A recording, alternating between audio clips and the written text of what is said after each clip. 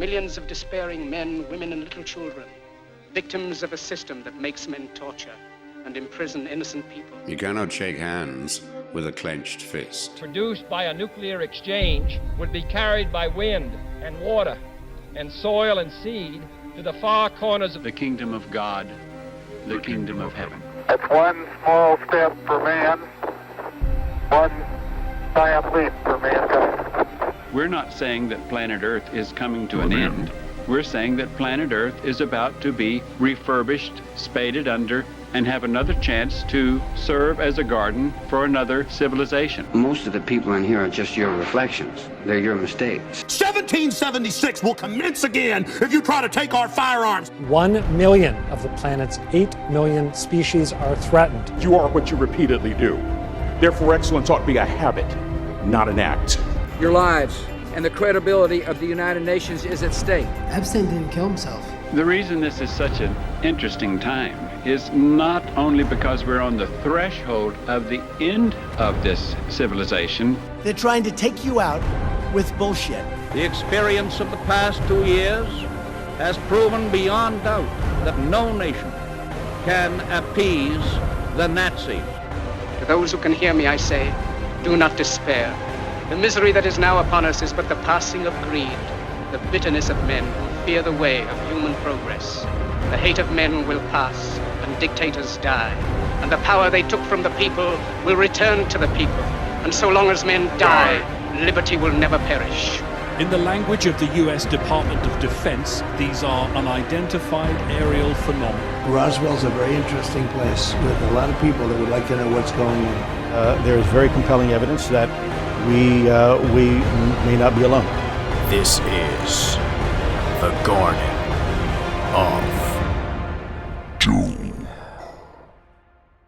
Welcome everyone into Garden of Doom, and we're welcoming back in our friend Theshira Pather from, the host of two podcasts, The Asian Tapestry and Legendary Africa. And we've done one show on some of the folklore and myths and legends and scary stories from India, which were not that scary, but Theshira promises me that in Africa there are much more scary stories. So first of all, hello Theshira, thank you for coming back in. It's a pleasure to see you and have you on the show again. Thanks so much, Jeff. No, it's great to be here. Okay, and then just you can introduce yourself to the listeners. There's a lot of new listeners. The show's grown a lot, which is great. And yeah, great. So if they haven't heard you before, tell a little bit about yourself, and at the end of the show, obviously, you'll be able to promote your podcast and any other ventures you've got going on. Yeah, sure. Well, basically, I'm doing a PhD in classics, and that's kind of where my interest in sort of myths and legends began. And I thought, why not do a podcast? So I started off with Legendary Africa because I'm from South Africa, and I really connected with these African myths and legends. But I'm also from South Asian heritage, and so the Asian Tapestry sort of just brought those two pieces of myself together, and I just love retelling tales and sort of bringing awareness to these stories for people, and generally I stick to the children's safe sort of stories for most of my podcasts, the Asian tales we told last time are pretty mild, but I promise that Africa pulls it out. We've got some scary shit.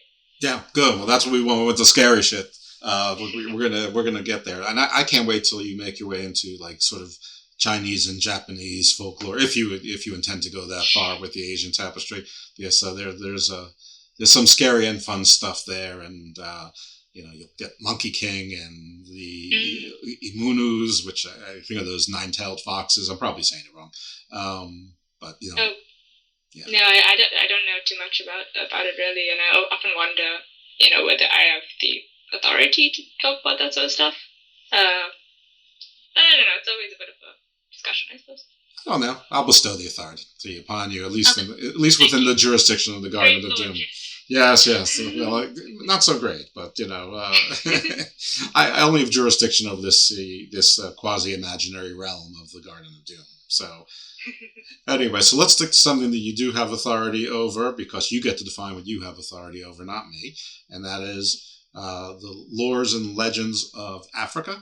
So the floor is yours. Scare us. Okay, brilliant. So, we're going to start off with the Papa Bawa.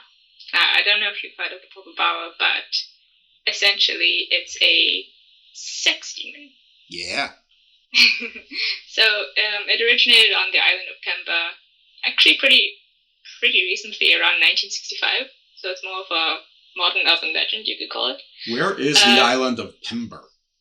So the island of Pemba is actually a island belonging to Tanzania, which is on the... so the island is part of the Zanzibar archipelago, which is just like a bunch of islands off the coast of East Africa. Okay. And Pemba Island, or also known as Al Jazeera Al Khadra, which means the Green Island in Arabic. It's like a Islamic population over there. But Papa Bawa is actually Swahili, and that simply means bat wing. So Swahili Papa is bat and Bawa is wing. So that's how you got it. This is essentially a shapeshifter, and it takes on quite a few animal forms as well, the human form. But the most popular depiction is that it has one eye, large bat wings, and sharp claws on its feet. And it hunts at night, it has a sulfurous odor, all those demon things. Mm-hmm. And it climbs up onto the roof like some kind of evil Santa Claus. And instead of coming down the chimney and dropping presents, it scrapes its claws across the tiles to let you know that he's coming down, gets into your house, or walks through walls. And kind of indiscriminately anally rapes men, women, and children while they're sleeping. Okay, well, this is that is a very nasty sex demon, and okay, so, and can walk through walls as well. So it's a shapeshifter and a density shifter. So it's like a evil vision meets a harpy meets a cyclops. Yeah, basically, it can only walk through walls when it's got this magic medicine that it puts on its tail. But I mean, that's just one of the stories. Well, how easy to come by is this magic medicine for the Pemboir? I'm not sure. It's only been reported once that it did that, so clearly it's a bit rare. Or maybe there's different types. one of them comes down your chimney, the other one walks through your wall. Either way, there's no escaping it. Okay, so you're saying it's only been reported once. So reported to who? Like local authorities? Like, is this something that people are treating as if it's real? Or better yet, it is real? I think opinion is split even to this day. There's actually been a few reports. So as I said, 1965 was one of them. In the 1970s, they thought that the Papa Bawa was summoned by someone who wanted to take revenge on their neighbors, but he lost control of it, and that's basically why it's roaming around freely now. But actually, the most recent sightings was in Dar es Salaam in 2000 and 2007. So this is recent.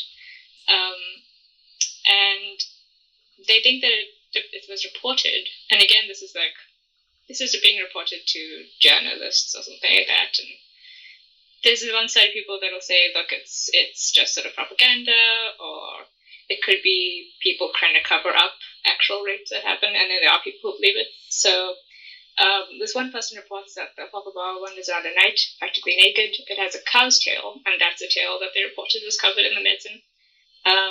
And they report that the Papa Bawa's penis, essentially, enlarges really, really large when they're coming into attack.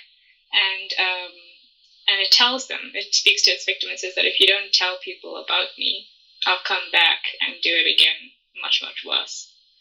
And there was this one man who reported that he didn't say anything because it turns out he actually kind of liked it and didn't have to pay for it. So he felt no shame. Okay, it's everyone to themselves. Yeah, that's an interesting kink. But I guess he spared lots of other people the pain of being sodomized by a demon of some sort, or just an animal that we don't understand. I don't know. It's why that it's reported as naked. Is it ever reported as clothed? I don't think. Well, they say practically naked, so maybe it's wearing some sort of loincloth, or I'm not entirely sure. It's never been reported otherwise. No. I'm wondering if there's like a haberdasher or a tailor that specializes in high end. Like where does this thing shop? And so genderized, it's always male. Well, I I think just because it has a penis, they're saying that it's going to be male, but it's thought of as a demon. I suppose they're not really thinking that it has any kind of gender. Okay. And it attacks everybody, essentially. But what I thought was interesting is that it's such a new sort of demon. Like, it's weird to me that people are still thinking about this. Yeah, this is 57 years old since 1965 that someone has imagined or discovered. Let's go with discovered, because it's Garden of the Doom. We don't dismiss that this could be real. True. As a fact, we say it's absolutely 100% real. Breaking news, folks. There's a cycloptic, batwing, cow-tailed, talon-footed, or just taloned, sex demon out there. It's coming for you. Luckily for you all, it's on an island off of Eastern Africa. Yeah, it's all good. Yeah, for those of you who are on those islands in East Africa, probably not so good. But, I don't know. I'm sure you can do something about it. Watch Jason and the Argonauts. They did a pretty good job with harpies. I imagine the same thing would work, though maybe not the cornucopia method. Well, they said that the one way to avoid it is to sleep outside of your house, which I found weird, but okay. So maybe they associate the house with humanity, as opposed to if you're camping, they think maybe you're an animal, maybe animals are safe? Maybe, yeah. Are there any reports of anybody's pets being violated, like dogs or cats or, potbelly pigs, whatever people might keep, indoors with them? No, they haven't been. I think the reason why is because it tells them afterwards, after he's finished, assaulting them, that they must talk about it. So I think it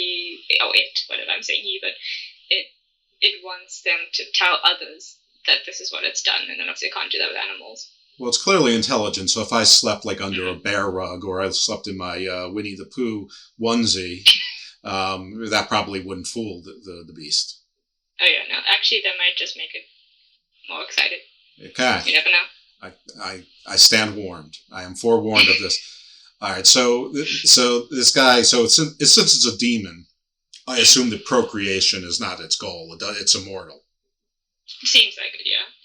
And nobody seems to know, if there's many of them, one of them, they don't know. Now, it is possible that, in a lot of UFO abduction stories, there are probes, including anal probes. Perhaps those people have been violated by this demon instead of actually aliens, and just misconstrued it, or it was easier to process it in their mind as alien rather than demonic. That's possible. Okay. All right, we're not going to rule anything out. All right. Well, you come out strong with a talon-footed cyclops, sex demon that's violating, men, women, and children equally, but leaving the animals alone. My friend Drew Yari would be happy about that in some perverse way, because he was posting something, and that's not his real name, so I'm not giving that away. Plus, he has a podcast, which is called The Drew Yari Show. So he would certainly appreciate any sort of drop, and I'm happy to do it.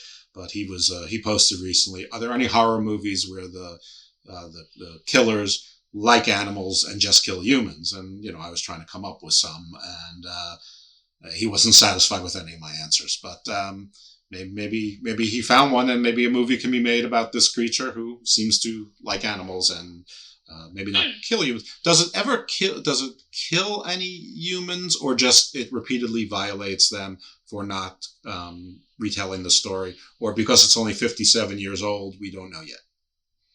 No, there have been reports, although no specific ones that I could tell you, pinning it down to the air, that it does kill people. Sometimes it more often assaults them, but it can kill them by, while you're sleeping, it comes and it sits on your chest, and then basically slowly, really slowly, crushes you to death.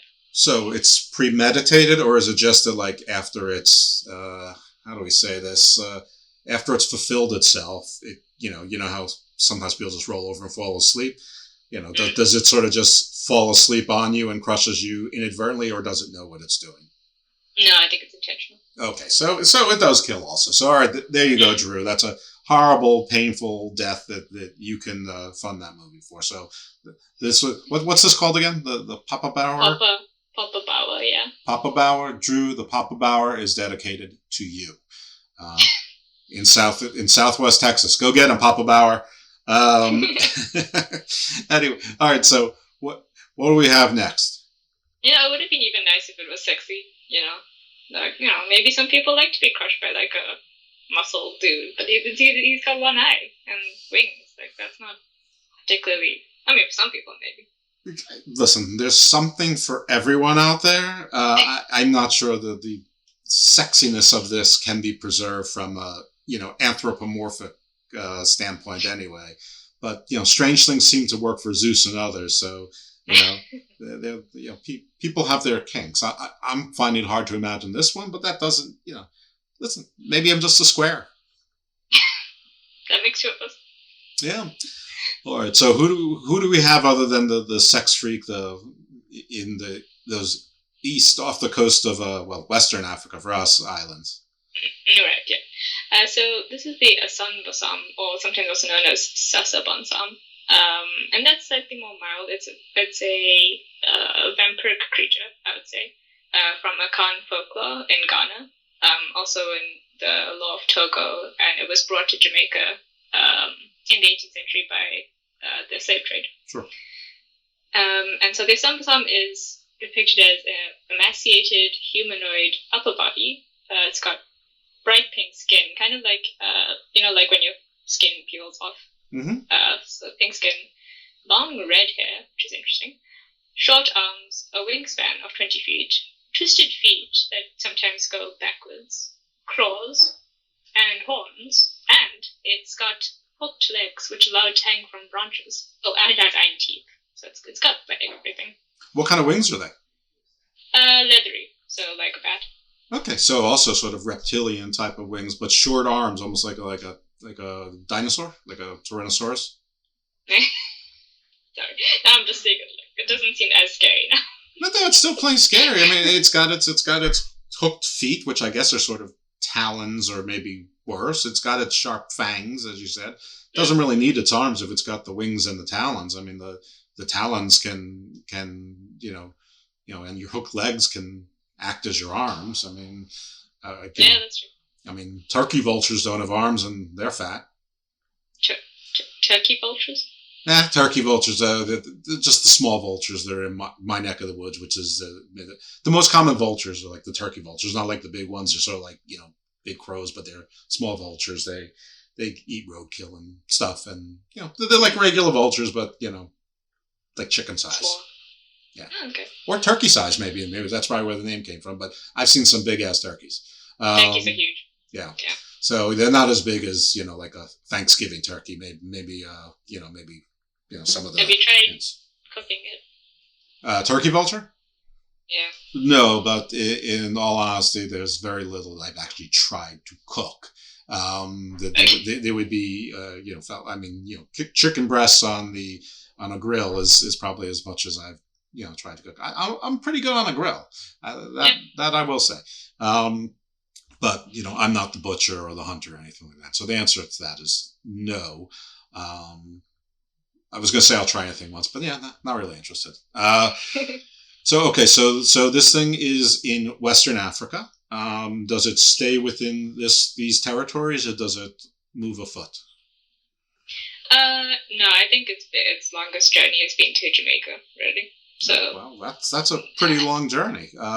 Yeah, I'm gonna say it goes wherever the Akan people go. I guess that's its people.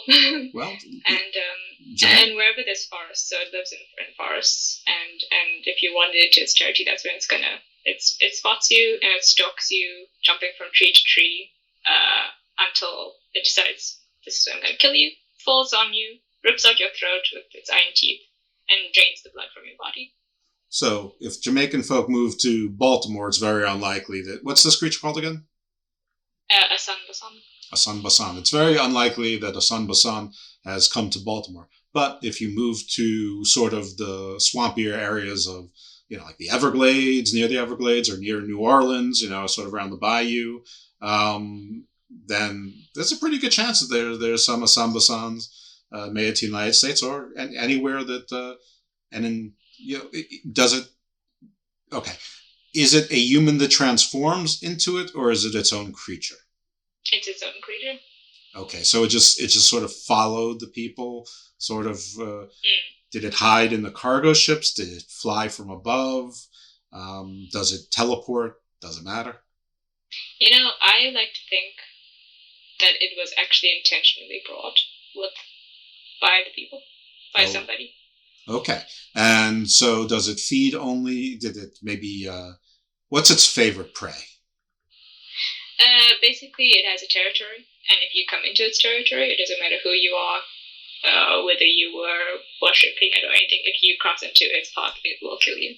So the person who brought it, they're not protected in any way. It's the beast is agnostic. It will kill whoever comes in its way. Yeah, I mean, this is me positing that someone bought it, so Well, you're the authority. We vested that authority upon you, so. Yeah, I'm just saying if somebody else has a different opinion, totally. But yeah, I don't think it cares. I'm going with it doesn't discriminate as long as you're in its way. You're dead. So it doesn't have familiar. So does it suck blood? You said it was vampiric. So it drinks blood, or does it just rend the flesh from its victim? No, so it basically uses its teeth. It rips open the entire neck and then drains the blood from there until it's like human is basically a husk. Okay. Well, it is a emaciated torso, so yeah, that would indicate it probably doesn't need a whole lot of protein. So yeah, blood. So yeah, that definitely is a vampiric creature. I did not come across that when I was looking into vampires from around the world. That's interesting. How that must be. How long has this legend been around? The other one you identify as 1965. Has this one been around much longer? I would say much longer. I think the first identifiable date we have is around the 18th century, but that's when it came to Jamaica. Okay. All right. Well, obviously, then it is existed much longer, into the annals of time, as they say. All right. So we've got our first, probably the truest vampire until sort of, the past 1,000 years when like our Dracula type of vampire sort of came into play.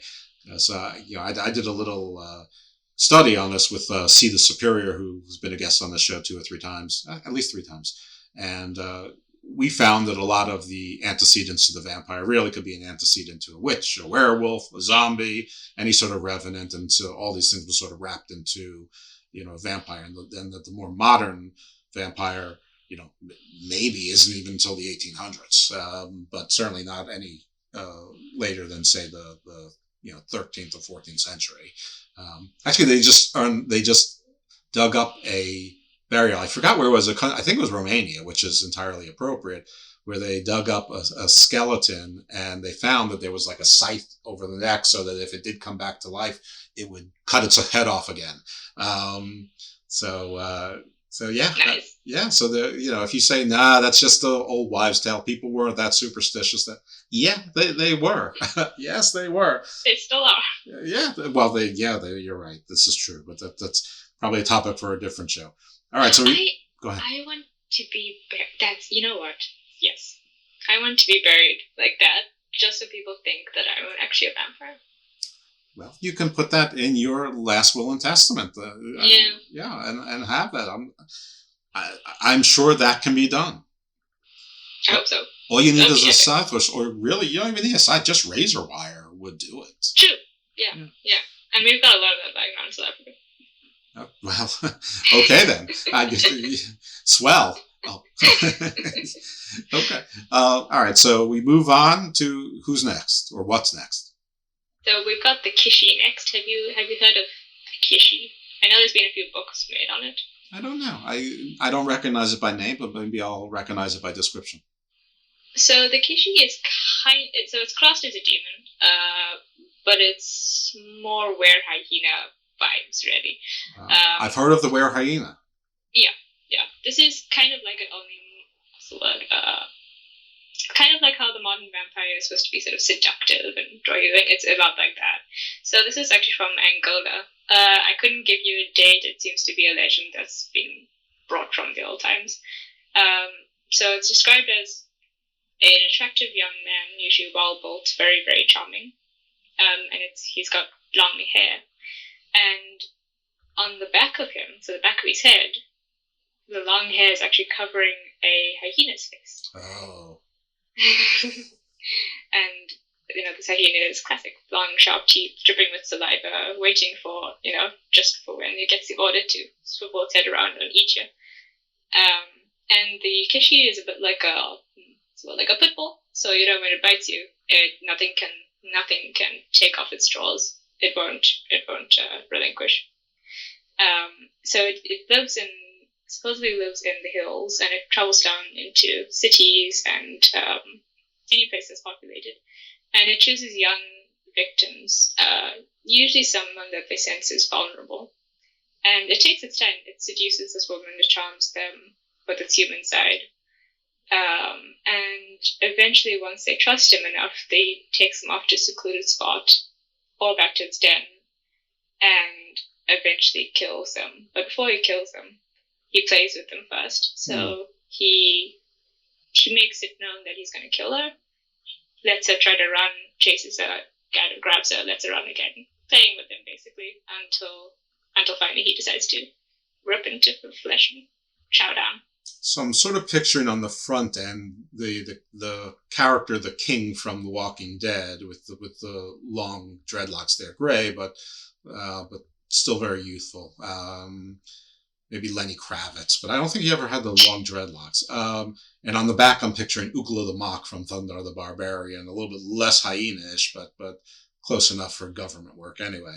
Hyenas do have very strong jaws. I think that their jaws are actually stronger than most of the big cats in Africa. Really? I think only the jaguar has a stronger jaw in the predator, or in the mammal predator. I mean, crocodiles and alligators and hippopotamus have stronger jaws. I could be wrong about that, but then you get into like some of the other dogs, like mastiffs and things, that have like really strong jaws. But I think the jaguar actually has the strongest jaw, at least pound for pound. Tigers might. I could be wrong. I'm not sure. We need a zoologist. I'm more into the cryptozoology than the zoology at this stage. Since it's part hyena or hyena-ish, does it run in packs or is it solitary? It's by itself, and there's even some stories that it doesn't kill the woman straight away. So it actually spins its tail for quite a few years. It actually marries. It's this woman and has a child, and once the child is born, then it kills her and takes the child and raises it to be a flesh eater. But then at some point separates from him because they hunt by themselves. Yeah. Now, I imagine they have to use some sort of natural birth indoors alone, or you'd have to kill all of the witnesses, not just mom. Yeah, yeah. Although I think he's probably like raising them in seclusion somewhere. Yeah. Oh, I'm just worrying about in the immediacy. Like I imagine the baby's born, mission accomplished, kill mom, and I guess he convinces her that he can deliver babies, and since she's in love, that's. Yeah. They go into the bathtub, fill it up with warm water, whatever, and before she can see that the baby, or right after she sees that the baby has a demon head, because you're not born with long hair, right? Well, maybe they are if you're half demon. I don't know. So it's always male and it's always going after women. Seems like it, yeah. Wow. And what I want to know, and I think would be really cool, is how its human face is on the front. So does its head does a 360 so that it could turn, or does it eat backwards? That's a good question. I mean, sort of like the movie, what was it, Malignant or Malevolent? It was Malignant, where the women's limbs all sort of went backwards. Then the back of the head opened up when the malignancy from the back came up. So I'm going to go with something like that. Even though, folks, don't see Malignant. It was not a good movie.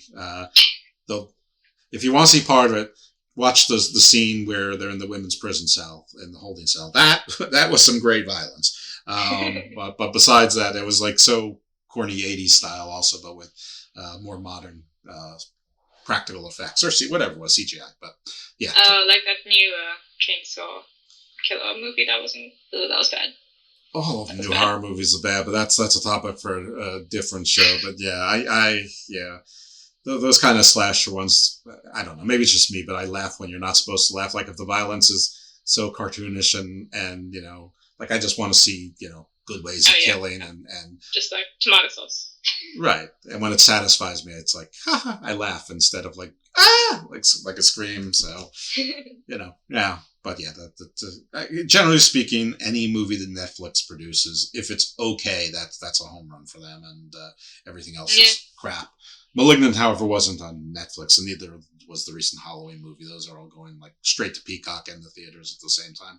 That's also a pretty good indication of the quality of a movie. It's going if it's being released in theaters and on Peacock at the same time. But anyway, I like the psychological horrors. Like I really quite enjoyed. I mean, Midsummer, I guess you could say it's more of a cult horror, but it definitely had a lot of interesting psychological aspects. I do too. Like Hereditary, The Witch. The Witch is good, yeah. Sorry.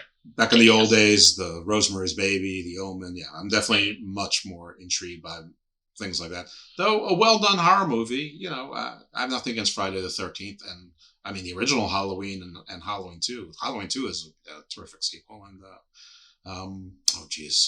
Hellraiser. First Hellraiser is fantastic. Oh yeah, that was really good. Yeah. So I'm not against slasher films by any means. I just want them to be good. That's all. Like, you know, slasher is not an excuse not to have a story. Yeah. Or if they know they're bad, then own it. You know, you can get really funny horror films who know they're being funny.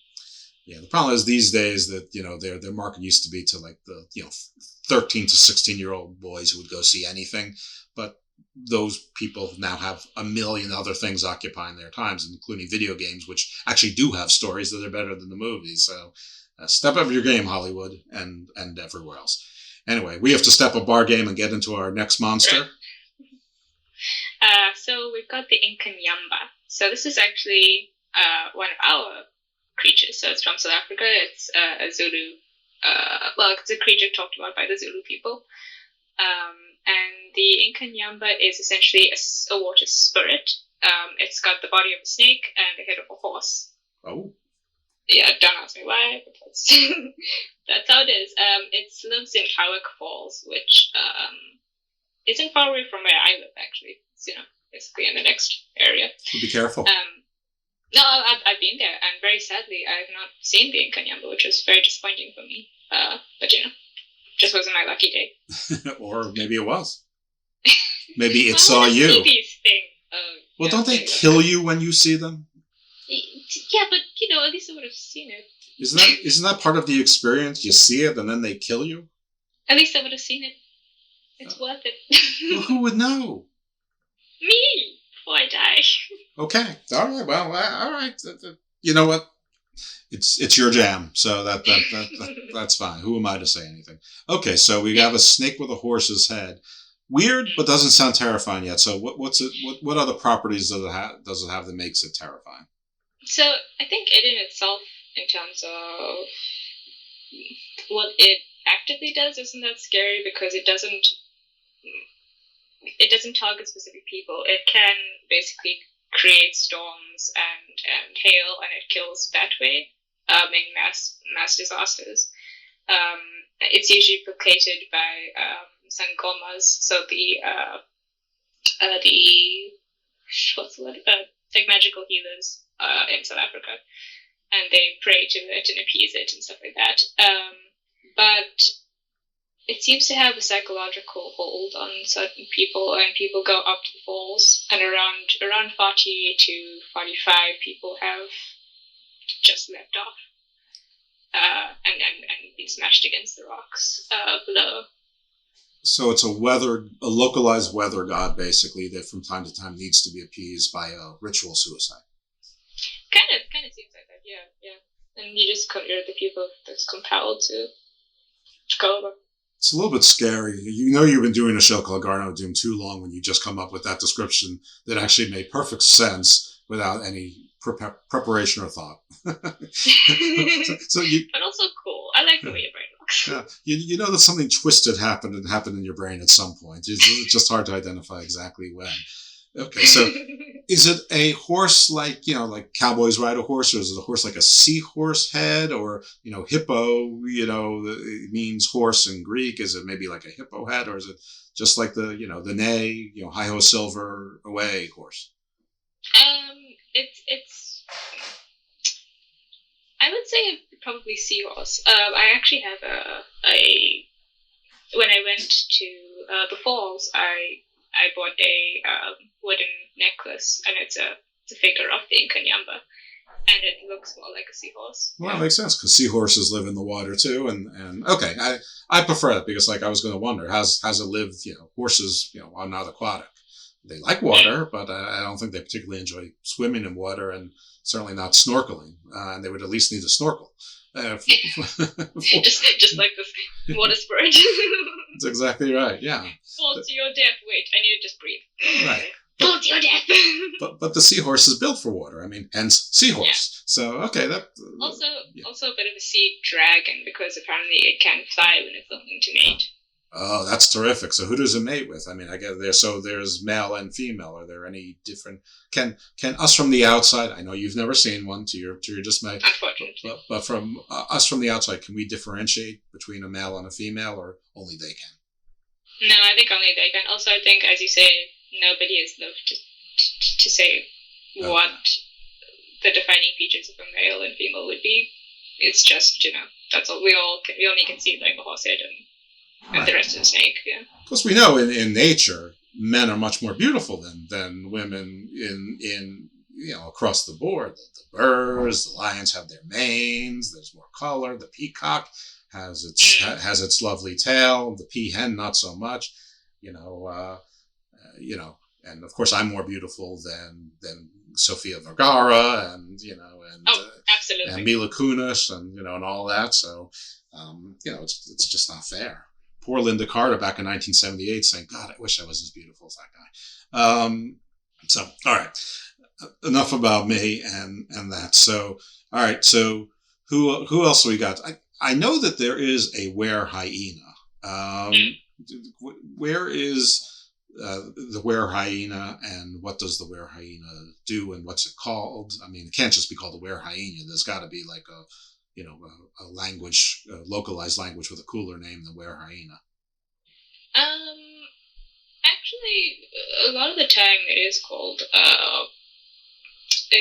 were hyena. But let me just pull up. I had like a whole lot here. The damn British. I know, right? They're just coming in, spoiling everything. So let's take a look over here. As you speak perfect English, of Indian descent, living in South Africa 4 generations. Speaking, well, now the King's English. You can't say the Queen's English anymore. Now I have to say the King's English. No. That's sad, because he doesn't have as nice English as she does. I said what I said. It's okay. That's all right. Yeah. So the were hyena is actually in a bunch of places, as far as I remember. So I think it's in Somalia. Oh, actually, yes, Somalia is where it's called something different. Wait, I had it written down here somewhere. Oh yes, Cori Ismaris. Cori Ismaris. I don't know if I'm pronouncing that correctly. But it means no dirty jokes, please. It means he who rubs himself with the stick, or he who rubs the stick. I wasn't going to make a dirty joke, but I'm definitely not going to now. But because she said it, I sort of want to, but I won't. Do it. No, I'm not going to.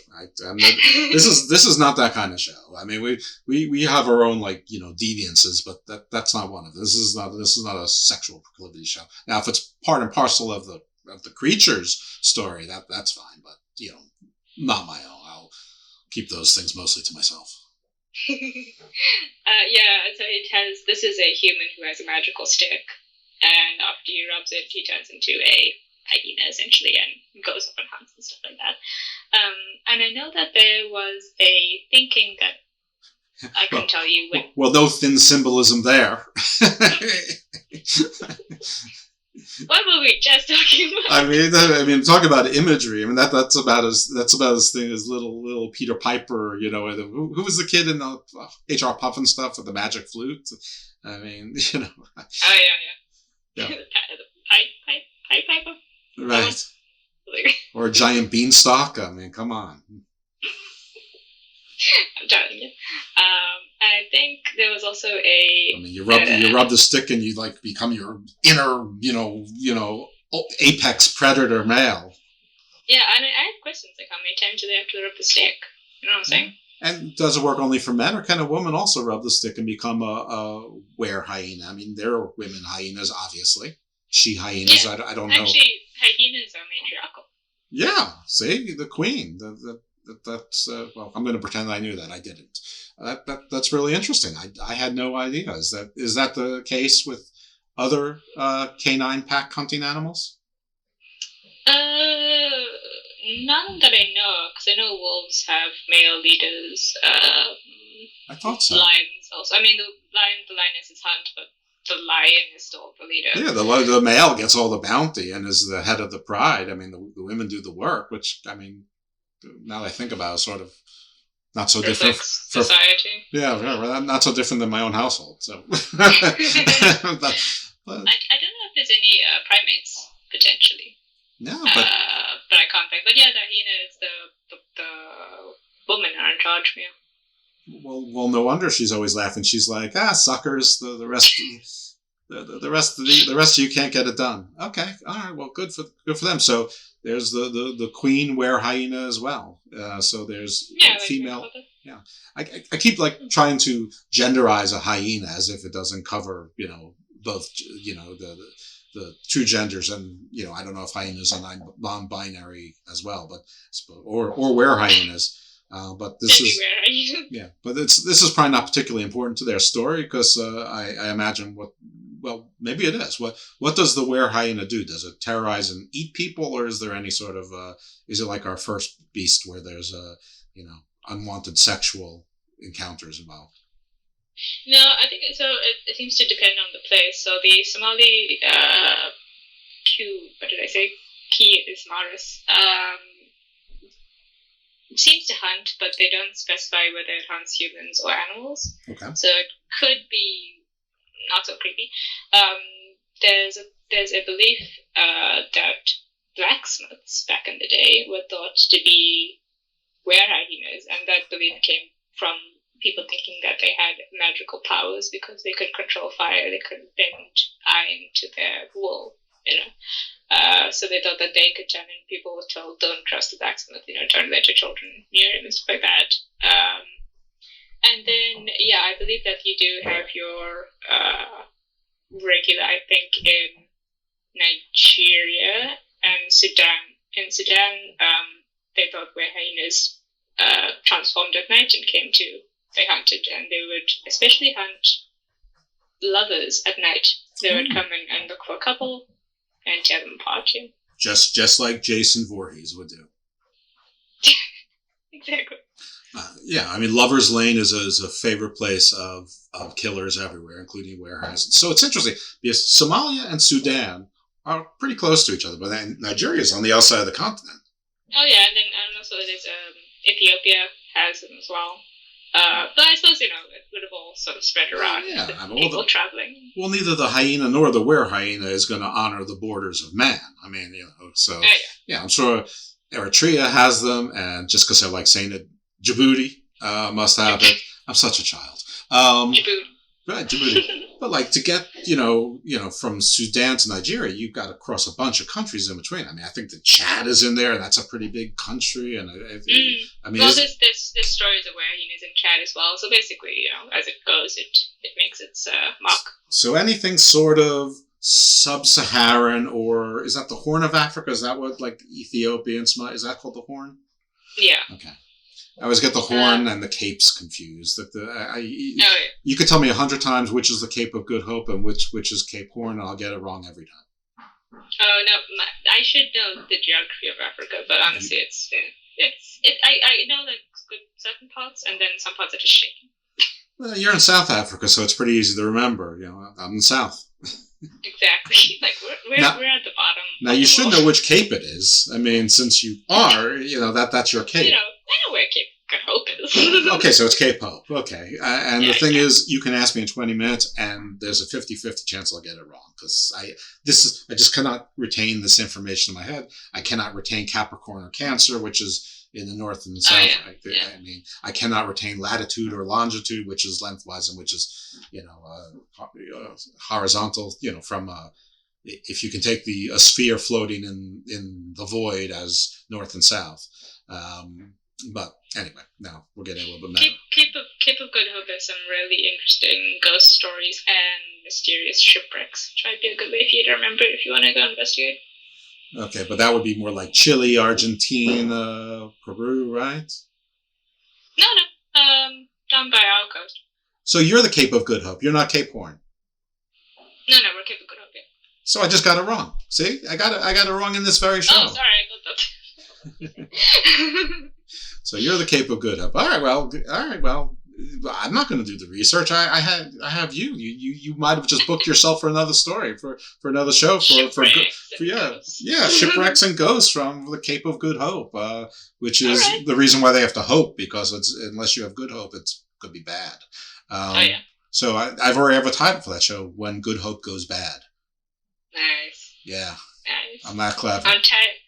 No, actually, wait. Okay, if we're gonna do that, then I won't tell you. But it's pretty epic. Right. No spoilers. It needs to be spontaneous. Okay. So the were hyena, is it every day? Is it only a full moon? How does one become a were hyena? Are there things like garlic or silver bullets or holy water or crosses? I mean, is it a parallel to the sort of the westernized werewolf, or is it its own thing? They're all their own thing, really. So the Somali one, as we said, can transform itself, so purposely, intentionally transforms itself, potentially for benign reasons. The Sudan ones seem to transform at night, potentially unintentionally, and they're very aggressive. They've got red eyes, sort of classic werewolf features. Of course, they look like a hyena. Well, hyenas are bigger than wolves, right? I mean, your average hyena is much bigger than your average wolf. And I think more aggressive. I mean, a pack of hyenas can take down a lion. Yeah, I think they'd have to be. The competition in Africa is, in North America, a pack of wolves can scare off a cougar pretty easily, and the only thing that maybe they couldn't is a bear, a grizzly bear or something, and frankly, there aren't that many bears, so... And I'd say a pack of wolves can probably scare off a bear and, maybe, I don't know, take them down. But yeah, so the were hyena is probably bigger than your werewolf. So sometimes nocturnal, sometimes not. Sometimes it's like the She-Hulk, it can turn itself at will. Other times it's like your standard Hulk where, it's sort of uncontrollable. Yeah, exactly. And it doesn't seem to be easily killed. There's no stories of people successfully killing or even attempting to hunt it. So it seems like basically if it happens, people try to just stay out of their way. And I think the problem is because they can't tell who's a were hyena. That's why, they say stay away from the blacksmiths, but they don't know anybody. Could be if you're someone with a magical stick, anyone in your neighbor could be a were hyena. Yeah, and what if you were a blacksmith and you just changed professions? All of a sudden, if you're a were hyena and you can, kill things and take their riches, you don't really need to tell anyone what your actual profession is. You could just say, I'm an investor. I invest in cryptocurrency. No one will know. Okay, wait, I need this book. A cryptocurrency investor who's actually a were hyena. Well, that's just his cover for where he gets his money. Nobody will know. I mean, but he could actually be investor by day, were hyena by night. That would be fine, or she. But yeah, I don't know why, but I'm strangely happy that there's no known way to kill a were hyena. Yeah, which is interesting because, there's so many stories of how to kill a werewolf using silver, I think, is one of them. Silver bullets, sure. Yeah, but we seem to take the cautious approach. We're like, if they're gonna kill you, they're gonna kill you. Try not to get killed, but bad luck. Well, you can see how this was useful in Africa to tell your kids. I mean, don't even try to play games about hunting them. You can. How that could be a parallel to regular hyenas and regular animals. Probably as recently as 200 or 300 years ago, where people and animals lived in close proximity and encounters were more and more were more frequent than, they likely are now as places get more urbanized, or, even the villages, you've got more people living together, which, adds protection. So I don't know. Also, I think the resilient nature is quite authentic to actual hyenas. We've had stories of hyenas surviving terrible lion attacks. So like its entire bottom half is basically, it can't move it, but it actually carries itself on its legs and gets away, and so maybe that's also part of it, Very, very persistent animals, a lot of perseverance there. So there's no give up in the hyena. Okay, well maybe hyenas have gotten a little bit of a bad rap, the bad guy in the Lion King and all that. They're kind of cute. They're kind of cute, actually. Yeah, I've seen a few. No, wait, bear with me. I've seen a few hyenas and wild dogs. Wild dogs are also very cute, very aggressive, but very cute.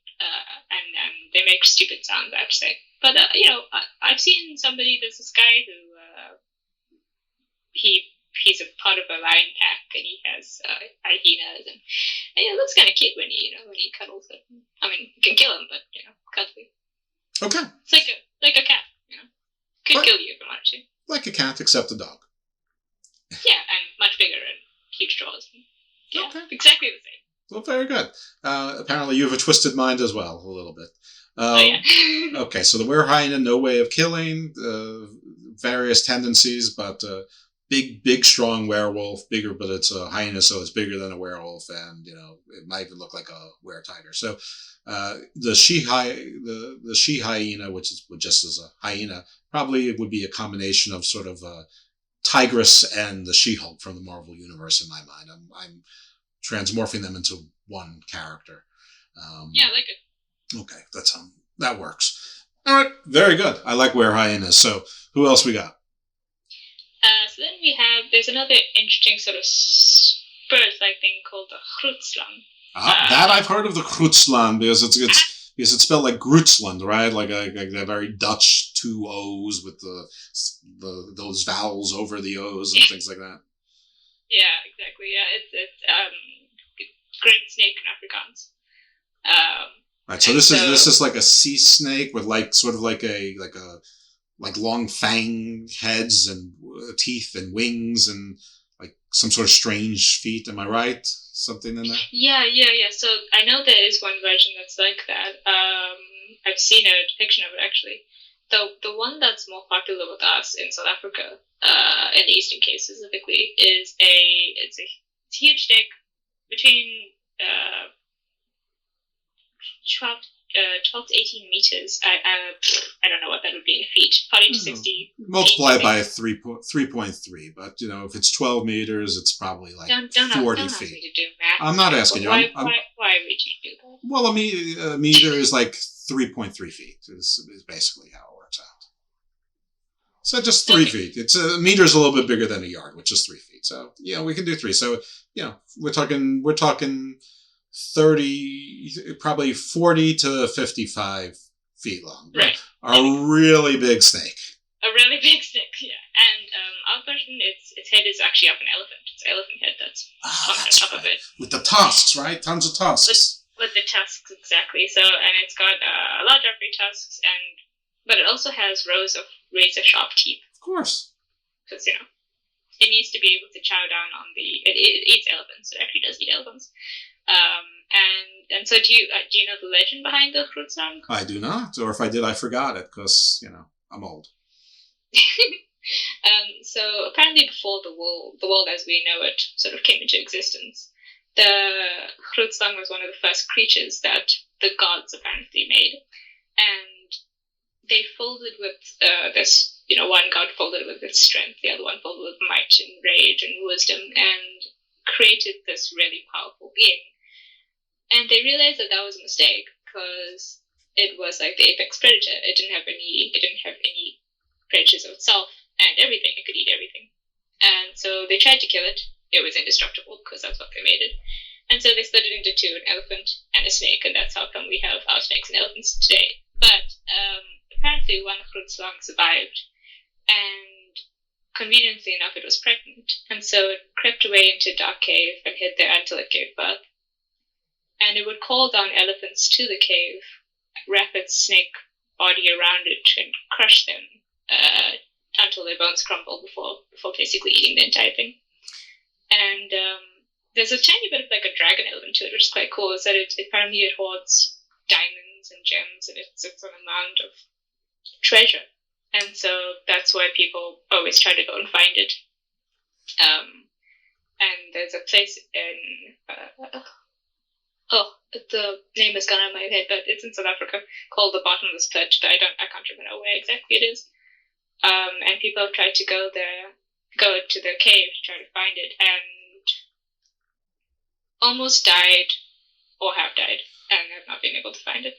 Okay, so I do remember when I looked into this once before, and is it true that it's sort of like a dragon in that you can bargain with it? You can say, spare me, and you can give it gold and jewels, and it'll, because it's more greedy than it is hungry?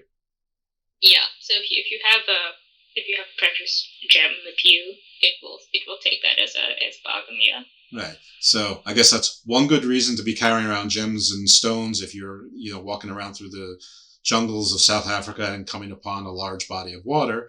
There's 1,000 bad reasons to be doing that. But if the Grootslang is your first fear, then I suppose you should, hide those things well from regular bandits and, people and things like that. But do you think it lured the elephants in by only showing its elephant head first, and that elephant's like, hey, cool, that's one of us, let's go over there, and then it just sneaks upon them? No, so actually what it did is that it used its elephant trunk to sound out a mating call, to sort of call the male elephants in, on the assumption that, they could look for a mate, and it was a bad date. For them, yeah. They were literally crushed with love, as it were. That's some way of putting it. Bad date. Okay. All right. That is a bad date. Yeah. So the elephants there going #me too, I suppose. Because they're male elephants, it's going to be # not all elephants. Oh, okay.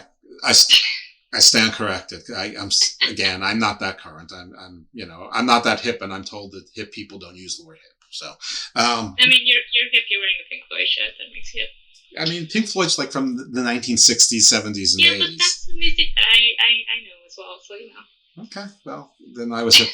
Hip first. When they lay their eggs, is it like like snakes lay like 100 eggs at a time? Does the Grootslang lay like 100 eggs? And if that's the case, are there like now 101 Grootslangs in the same body of water, or do they move out to other bodies of water? And it seems like you need a whole lot of food. It actually seems more to me like it's one large egg, and you know how long it takes the elephant to give birth? How long is it? Like 12 months? Something like that? The answer is no, I do not. Well, I think it's a long time, and basically I think that's... In fact, I don't even know if it comes out as an egg. I'm not entirely sure. But I really want to imagine that it does. And the Grootslang? Yeah. Yeah, because I know the elephant doesn't come out as an egg. I think you've only got your duck-bill platypus and echidnas for that in the mammal family to lay eggs. Fair enough. But yeah, I kind of want to see it come out. It comes out the egg, and he uses its like baby tusks to break open the egg, because that's so cute. It's cute. It's kind of cute. Now, when the baby reaches a certain age, is that when the mother passes on, or are there two of them in eternity, or is it like Highlander, there can be only one? Well, it seems like if this was the last Grootslang left, and it was pregnant, and if it only had one egg, we're going to call it, then no, when it passes away, then it's only this last Grootslang, and that seems to be, 1917 was the last time they tried to go look for it. So there's one at a time. Yeah. So if it's the last one left, then there's no way for it to, unless it can asexually produce, potentially. So if there was some stalwart people who believed that now with modern technology that they could find, hunt, and kill the Grootslang, they would end the scourge of the Grootslang entirely, which makes for an awesome movie, which of course they fail in it. Because there's got to be sequels. They missed the egg. True. They missed the egg. Yeah. Every time I watch Godzilla. That's the end. Yeah, no, but they try to turn Godzilla into like a hero, sort of defending the planet. No, I hate that. Yeah, Godzilla can be defending the planet, but against man, not to help man. It was so much better when they were like these titans, sort of in this Lovecraftian way. I mean, that was cool. Like, like the giant 12 titans, like the 12, and then of course we'd have to find the 13, just like the Zodiac with the sun, and the Arthur and the knights, and Jesus and the apostles. You always have to get to unlucky 13 to realize 13's really lucky, just unlucky for us. Exactly. Pacific Rim was a cool concept. I just felt like it was done badly.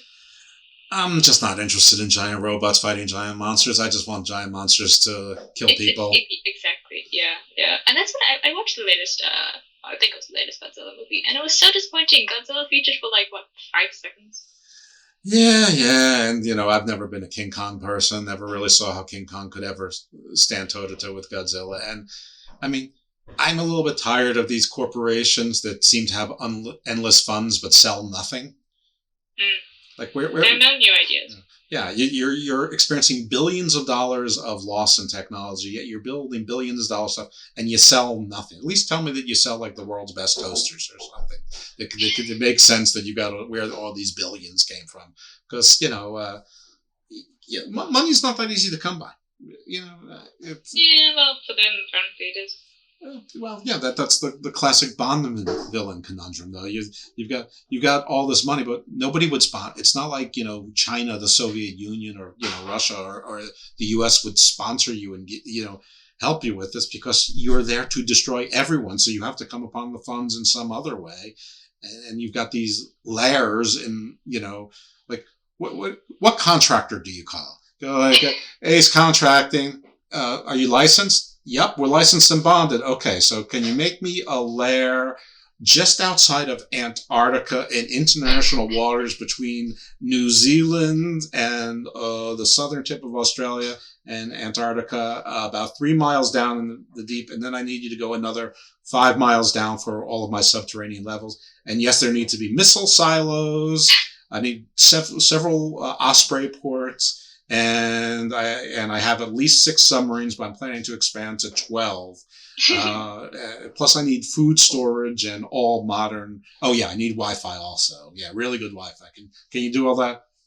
Well, of course we can. I mean, it's kind of like Jurassic Park the novel, where Hammond just sort of seems to he's got this terrible idea, and yet he's got all these people funding him, and he's funding him. With all his money, but he's got contractors and he's ignoring his lawyers, and someone manages to do all of this. Right, and of course mine would turn into a comedy where you get a typical contractor which leaves the site for 3 weeks. It's like you're calling them, I'm going to sue you. Where? You're an evil villain. This is not going to work. But then you should base it in South Africa, because that's what our contractors do. Yeah. This is a universal truth. Contractors do that everywhere. Oh yeah. If there's any contractors out there listening, I'm sorry, I don't mean you. Or if it is you, you do it, and it's just part. It's just part of your inner Thanos. It's okay. All right, back to the topic at hand before we both jointly hijacked this show and took it in.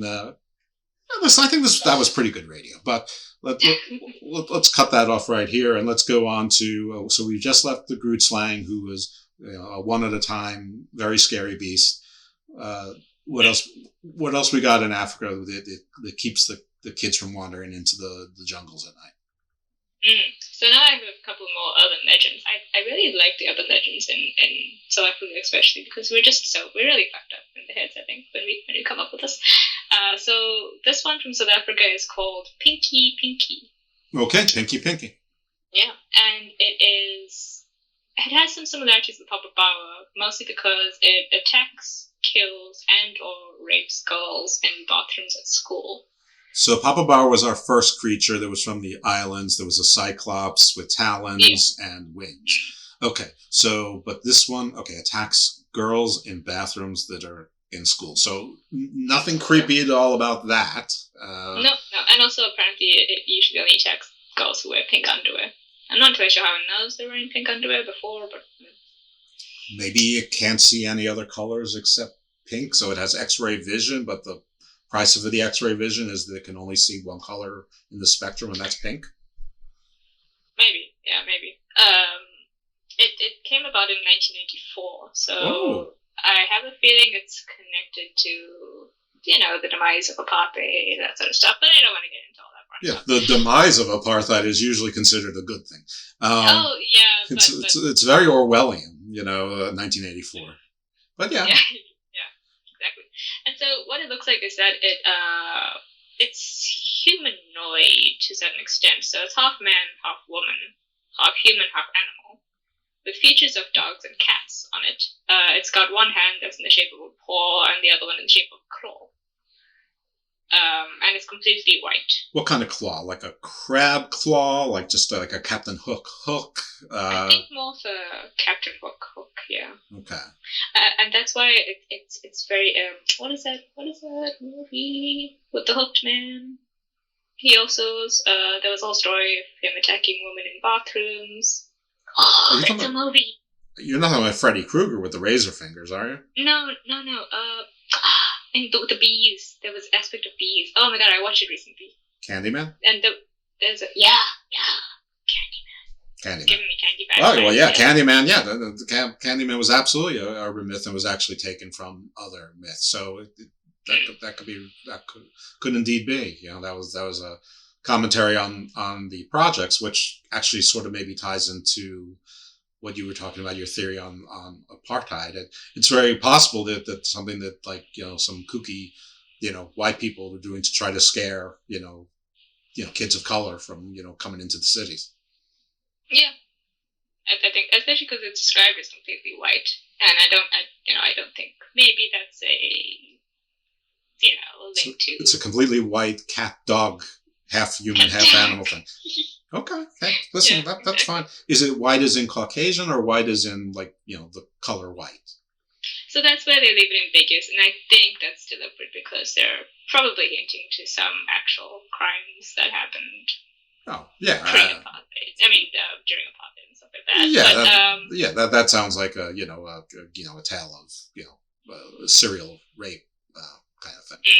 Exactly, yeah. Interestingly, the boys at schools actually can't see the Pinky Pinky compared to the girls, although some claim to have been attacked by them. Also, disappearances of schoolgirls have been blamed on the Pinky Pinky. But yeah, so I think it's just it's just the idea of urban legends being used to mirror actual life. Well, why not? Why should legends be limited to jungles or villages or farms or why wouldn't there be urban legends wherever there's people there it's going to be myth and lore, and there's more when there's more and more people in urban settings, we need our urban legends.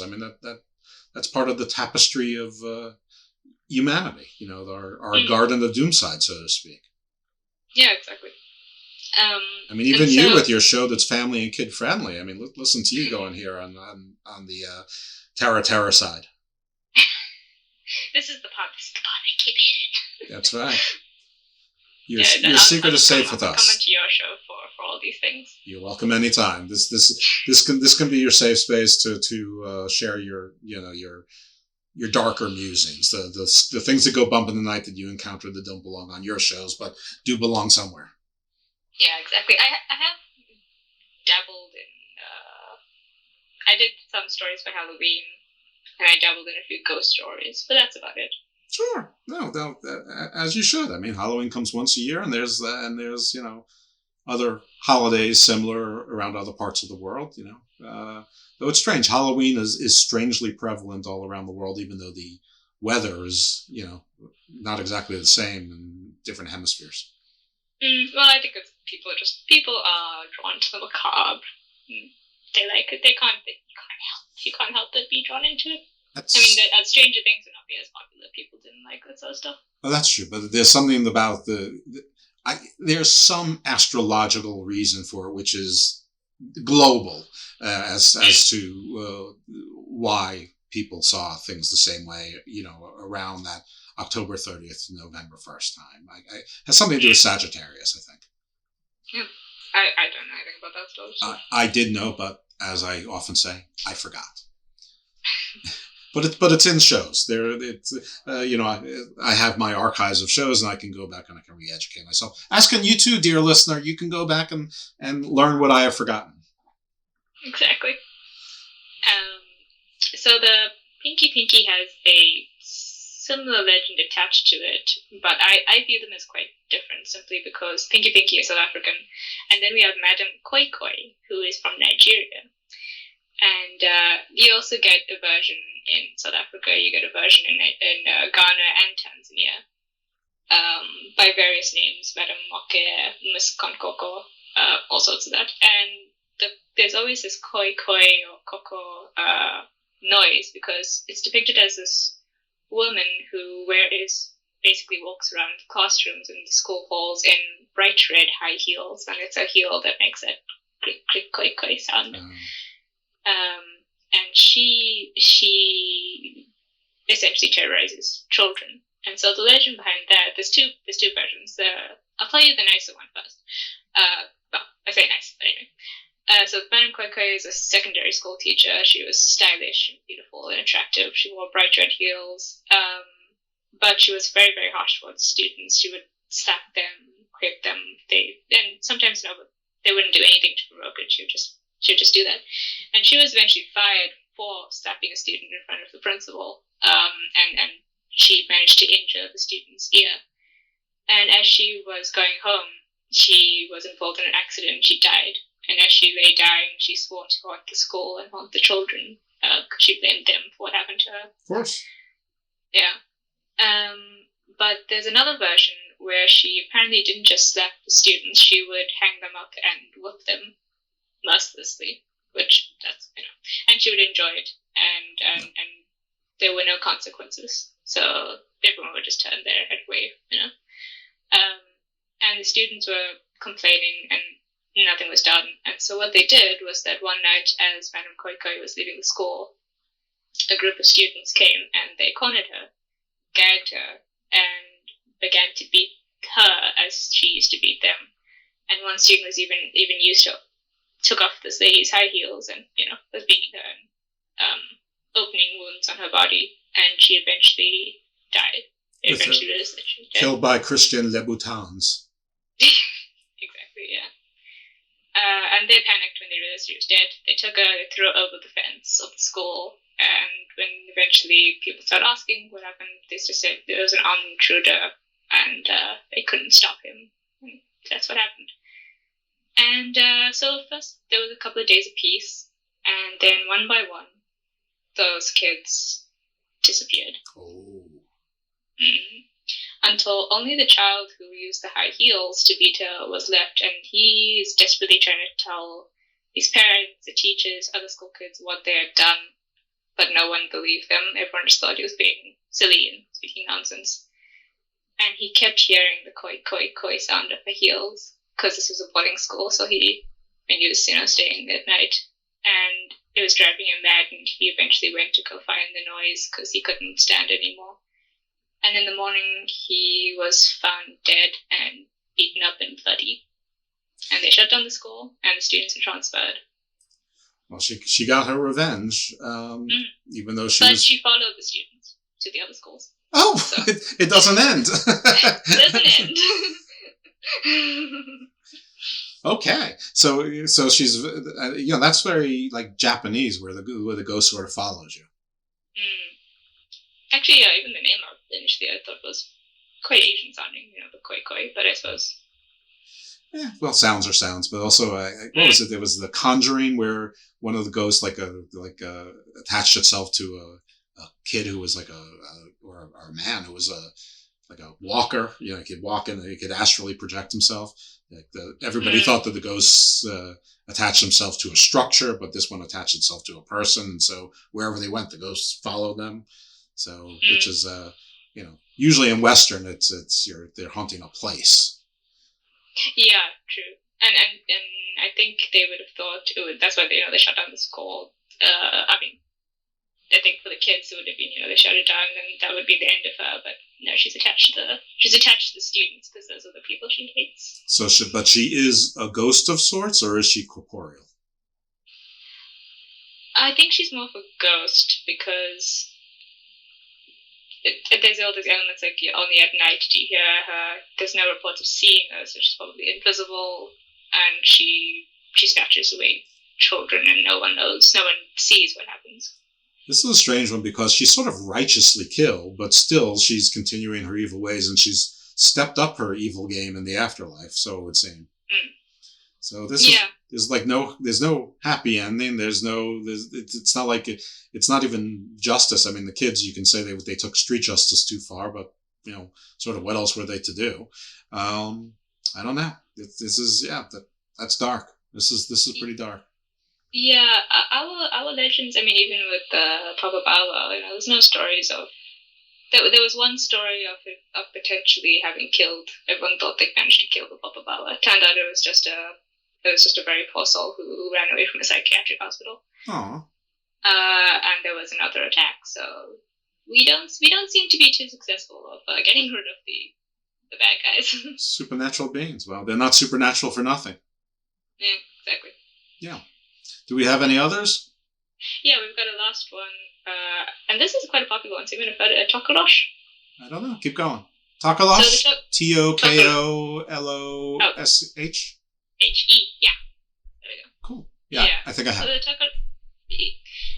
so it's also from South Africa, Zulu myth, and it's a water sprite / I'm going to say like demon, and sometimes just mischievous and sometimes pure evil. It's usually summoned by somebody who wants to inflict harm upon another, so it's more connected to witchcraft or magic, you could say. And so it can do a range of things. It can just cause havoc in someone's lives. It can scare children, or it can do a bit more severe things. Bites off people's toes, causes illness, and chokes people to death. It's kind of like a one-shot ball. You can choose what you want. Very versatile. Exactly, yeah. And usually a pastor is able to be asked to come in and will then sort of banish it back to the spirit world.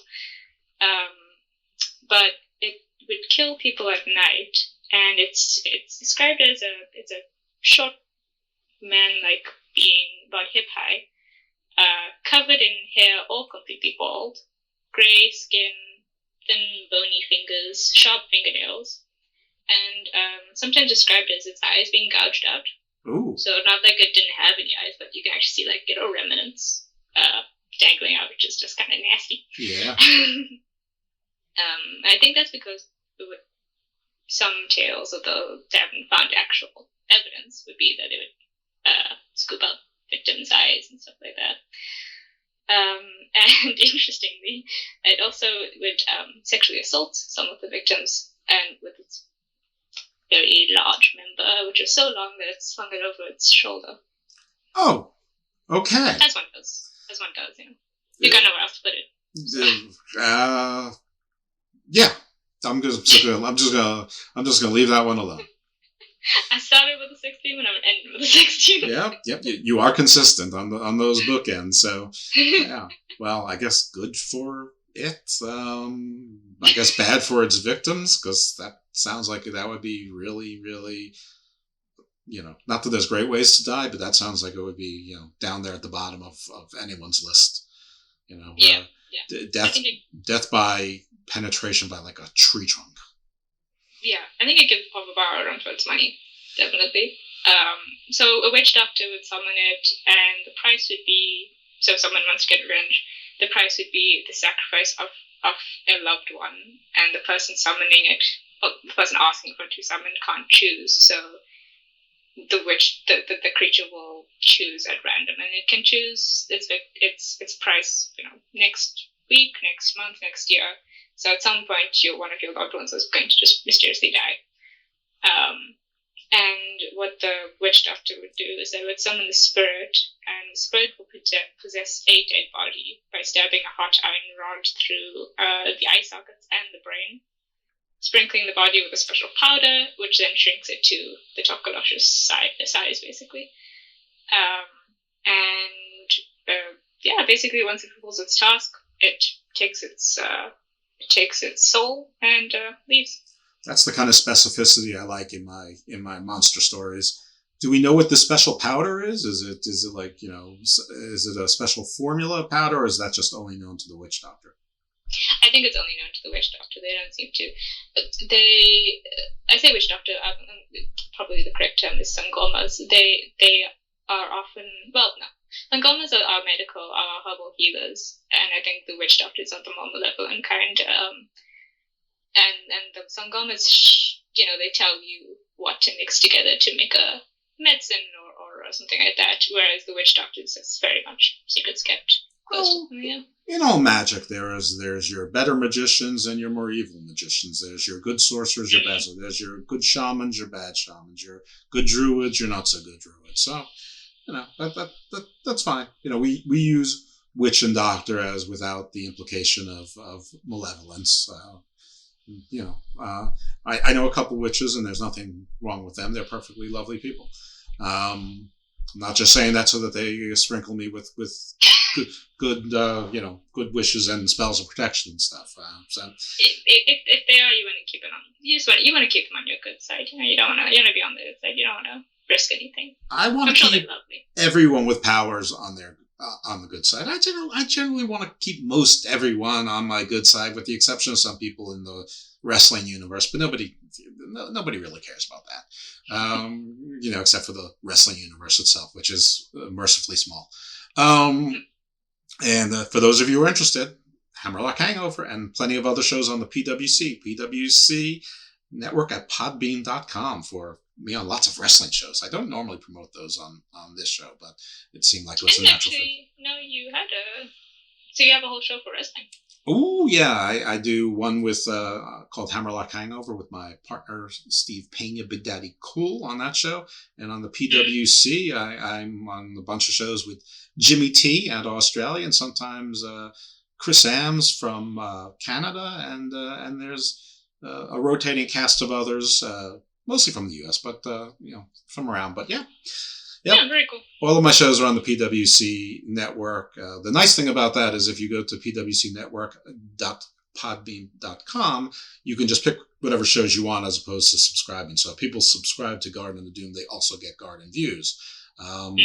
And some people don't want them both, or you don't want two shows coming in your feed every week. But if you just go to the website, you just pick whatever show you want to watch. And, so... but yeah, pro wrestling is one vice I've never been able to fully kick. And at this point, I've sort of given up trying to kick it, and I just put it into what counts for a cyber social life. So there it is. So folks, now you know. If you didn't know before, now you know. Just like Hit Row says, if you didn't know, now you know. So, all right. Where else can they find you to find out more about your brighter side as opposed to your darker side that you expressed today? You can remind them about your podcast and anything else that you have going on. Right. So I've actually got 3 podcasts, although my third one is very new still. So I've got Legendary Africa, which talks about myths and legends in Africa, the Asian Tapestry, myths and legends in Asian Tapestry. And then I also have a podcast, a new poddy, called Once Upon a Daydream, which is basically where I read out public domain books, and it's also very sweet. It's how people try to sleep better. So I think I did Winnie the Pooh at some point. Yes, I did that. So it's more for kids and people just struggling to go to sleep. It's nothing dark. Well, they just made a Winnie the Pooh horror movie. I did. I saw the images, and it lives rent-free in my head right now, so that's great. Yeah, I'm going to wait for it to come on one of the cable channels, but I'm definitely watching it. I think that was an awesome, sick idea. I mean, I hope they do that with more public domain things. What Lovecraft is becoming public domain in about 3 more years. It's either 24 or 25. It sounds something like that. So, there's going to be lots of stuff coming out on that. I just love how, as soon as Winnie the Pooh became public domain, they're like, horror movie. Well, I mean, of course they're going to do horror and porn. What else? Please, no, don't put that in the universe. I do not need a Winnie the Pooh porn in my life, please. I don't have to put something like that in the universe. It's just too obvious. I'm sure they've already done it. I don't even look at that stuff. I don't need to. It's not my thing. The horror thing really isn't my thing, but I'm definitely interested in checking it. I actually heard it was pretty good. Anyway, I feel like we're going down a path that there's no return if we continue on it. But so But folks, her podcasts are definitely family friendly. They are kid friendly. They're you can tell her voice is lovely, very sing-songy. They'll help you sleep where they're supposed to help you sleep. They'll keep you enraptured where you're trying to listen to some tales from perhaps places in the world that you're not familiar with, or perhaps places in the world that you are very familiar with, and they'll be comforting to you and help you out. So check out her podcasts. Do you have a Patreon or anything? No, all my podcasts are completely free. Me too. Look at this, free content creators. We're not asking you for anything except your time and to listen, and we're rewarding you with good content, quality content, consistent content. Yeah, best way to support us is to comment on social media or tell people about us. My podcasts are all on Spotify, Apple Podcasts. I think they're actually on Amazon Music as well at this point. So yeah, and then hit me up on Twitter if you guys are interested in Legendary Pod or Asian Tapestry. Yeah. See, I do follow you on Twitter. I think you follow me back, but obviously you don't look at my Twitter because you would know that I'm doing the wrestling, because that's pretty much all I do on there. I always see you talking about wrestling, but I didn't realize you actually had a wrestling podcast. Oh, yeah. I always see like a bunch of tweets, and I know nothing about the wrestling world. I'm like, oh, this guy's really into wrestling. I didn't know you had a whole podcast. Oh, yeah, more than one. So yeah, well, cool. feel free to check those out, and it's never too late to become a child and like professional wrestling. Yeah, I like boxing. Not exactly the same thing, but no. Yeah, it's okay. All right, folks, thanks very much. Sorry about the pro wrestling talk, but hey, this is a conversation. Conversations go where conversations go, and we are humans, although we're obviously have dark sides, especially today. But I thank Theshira for coming on again, and as you heard, she booked herself for a show on ghost stories about shipwrecks around the Cape of Good Hope. Hopefully I'm going to remember that because of you. You're going to be my mnemonic device because, you're from South Africa, so I can, hopefully I can remember those 3 data points together in my head. So check out her podcast, and whatever she said about her podcast and how to support them, same goes for mine. And we will hear you again next week in the Garden of Doom.